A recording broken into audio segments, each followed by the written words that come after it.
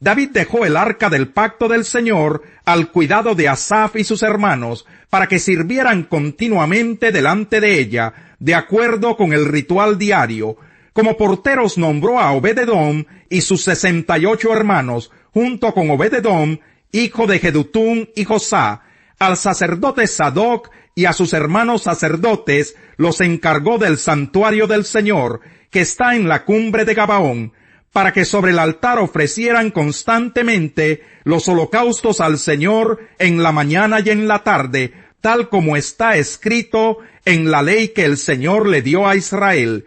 Con ellos nombró también a Emán y a Jedutún y a los demás que había escogido y designado por nombre para cantar al Señor. Su gran amor perdura para siempre. Emán y Jedutún tenían trompetas, címbalos y otros instrumentos musicales para acompañar los cantos de Dios. Los hijos de Jedutún eran porteros. Luego todos regresaron a su casa y David se fue a bendecir a su familia. Capítulo 17. Una vez instalado en su palacio, David le dijo al profeta Natán: «Aquí me tienes, habitando un palacio de cedro, mientras que el arca del pacto del Señor se encuentra bajo una simple tienda de campaña». «Bien», respondió Natán, «haga su majestad lo que su corazón le dicte, pues Dios está con usted». Pero aquella misma noche, la palabra de Dios vino a Natán y le dijo: «Ve y dile a mi siervo David que así dice el Señor: no serás tú quien me construya una casa para que yo la habite. Desde el día en que liberé a Israel hasta el día de hoy, no he habitado en casa alguna, sino que he ido de campamento en campamento y de santuario en santuario. Todo el tiempo que anduve con Israel, cuando mandé a sus jueces que pastorearan a mi pueblo, ¿acaso le reclamé a alguno de ellos el no haberme construido una casa de cedro?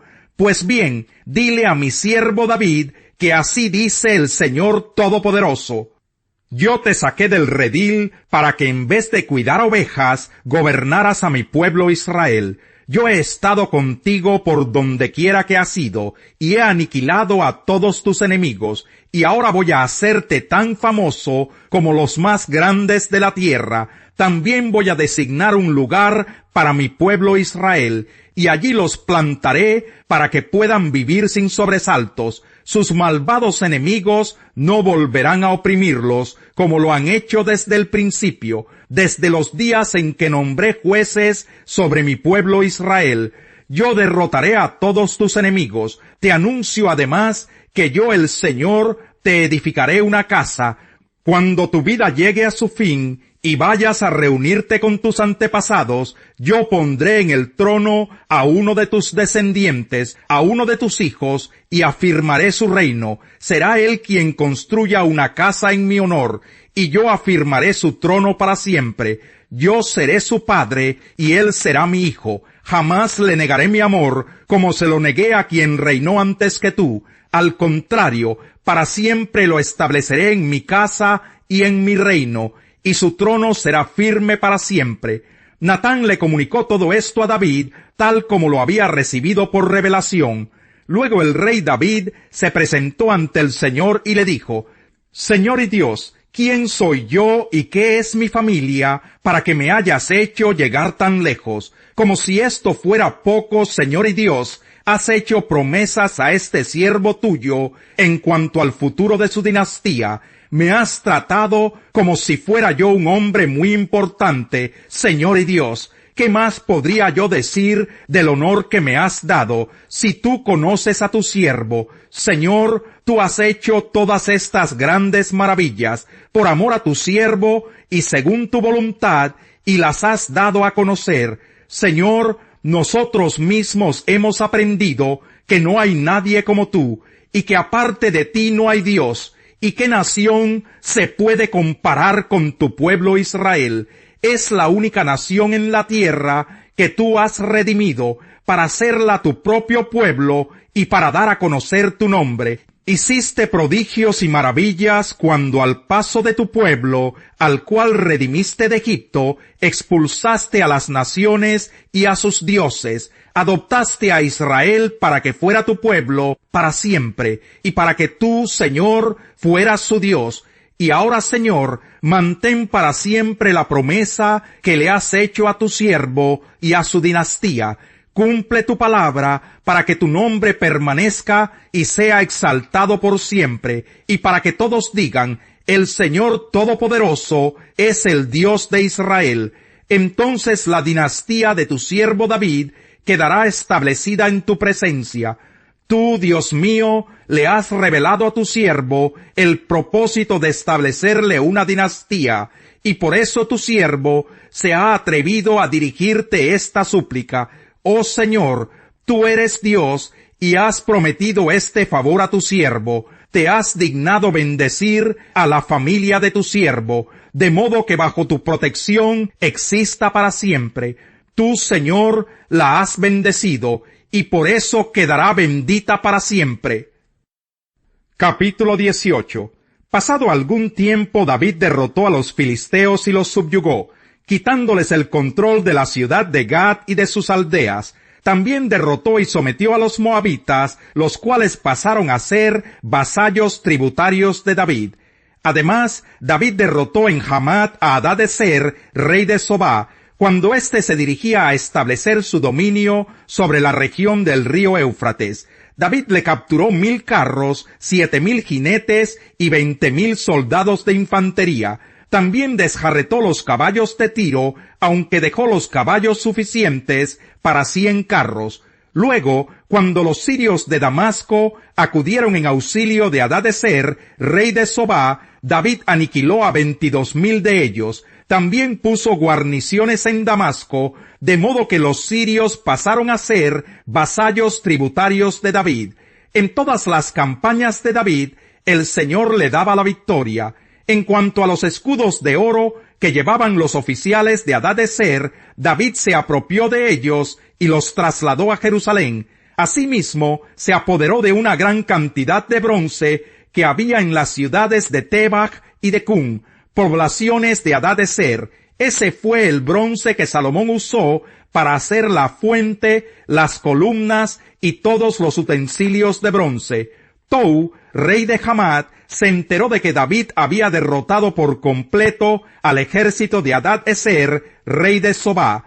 Como Tou también era enemigo de Hadadezer, envió a su hijo Adorán a desearle bienestar al rey David y a felicitarlo por haber derrotado a Hadadezer en batalla. Y Tou envió toda clase de utensilios de oro, de plata y de bronce, los cuales el rey David consagró al Señor, tal como lo había hecho con toda la plata y el oro que había tomado de las naciones de Edom, Moab, Amón, Filistea y Amalec.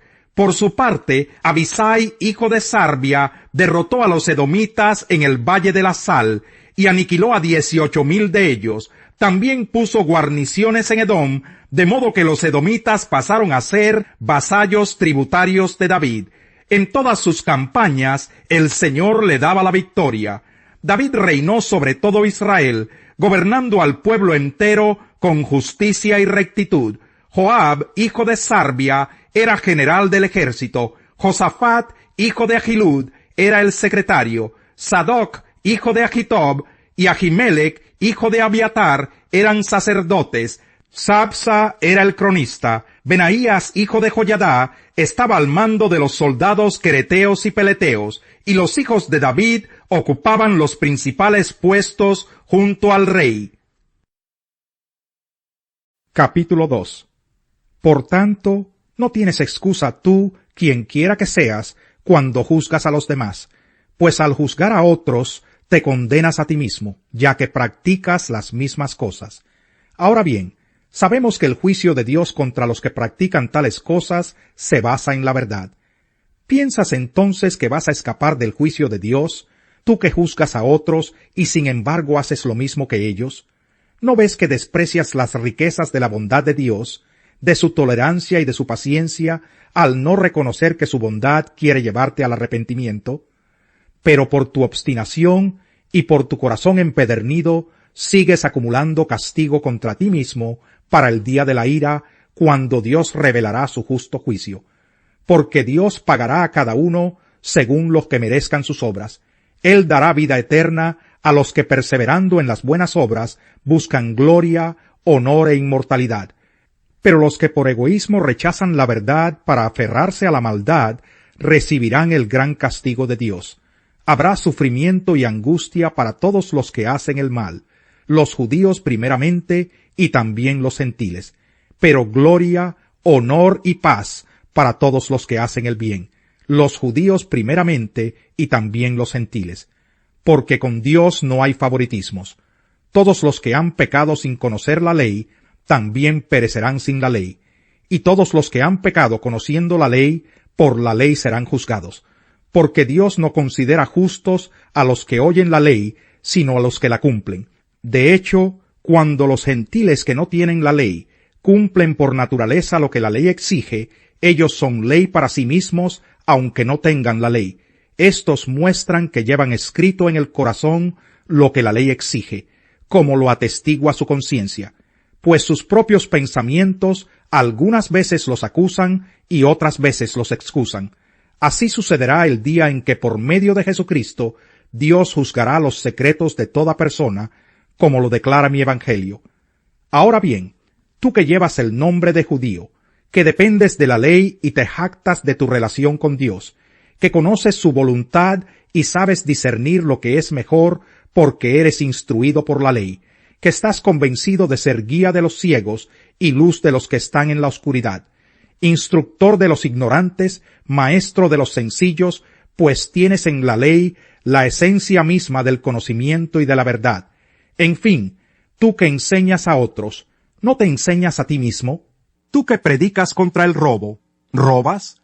Tú que dices que no se debe cometer adulterio, ¿adulteras? Tú que aborreces a los ídolos, ¿robas de sus templos? Tú que te jactas de la ley, ¿deshonras a Dios quebrantando la ley? Así está escrito: por causa de ustedes se blasfema el nombre de Dios entre los gentiles. El Señor es Rey eterno, los paganos serán borrados de su tierra. Tú, Señor, escuchas la petición de los indefensos, les infundes aliento y atiendes su clamor. Tú defiendes al huérfano y al oprimido, para que el hombre hecho de tierra no siga ya sembrando el terror. El que adquiere cordura a sí mismo se ama, y el que retiene el discernimiento prospera. El testigo falso no quedará sin castigo, el que difunde mentiras perecerá,